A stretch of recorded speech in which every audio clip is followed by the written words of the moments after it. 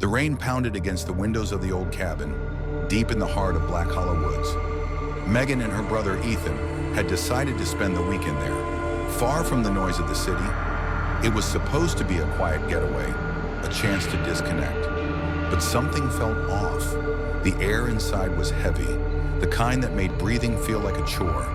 A strange draft wound through the cabin, carrying whispers that didn't belong. "Did you hear that?" Megan asked, her voice trembling.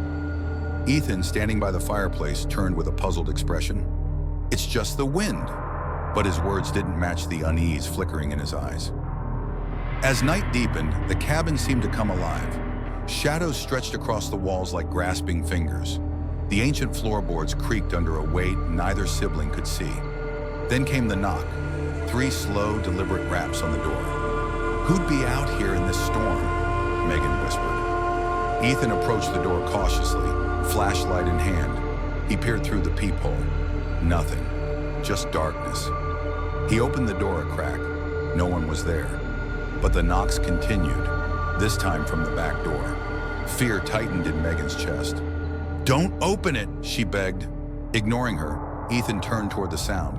Before he reached the back door, the lights flickered and went out. The cabin plunged into darkness.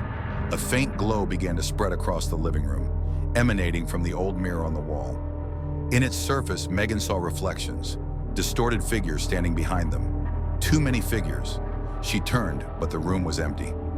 "Ethan," she gasped, pointing at the mirror. He saw them too now, pale, hollow-eyed forms, their lips stretched into unnatural smiles. The figures stepped closer in the reflection, but no sound accompanied their movement. A cold hand brushed Megan's shoulder.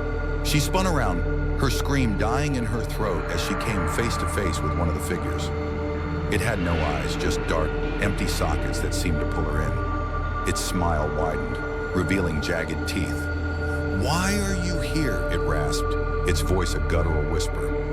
Ethan grabbed Megan's arm and pulled her toward the door, but the handle wouldn't budge. The windows were no longer visible, replaced by endless, swirling darkness. "We never left," the voices whispered all around them. The siblings backed into the center of the room, their breaths shallow, hearts pounding. The figures closed in, their smiles growing wider, their shapes shifting like shadows come to life. The last thing Megan saw before the darkness swallowed them was the mirror, now filled with a single word scratched into the glass. "Stay."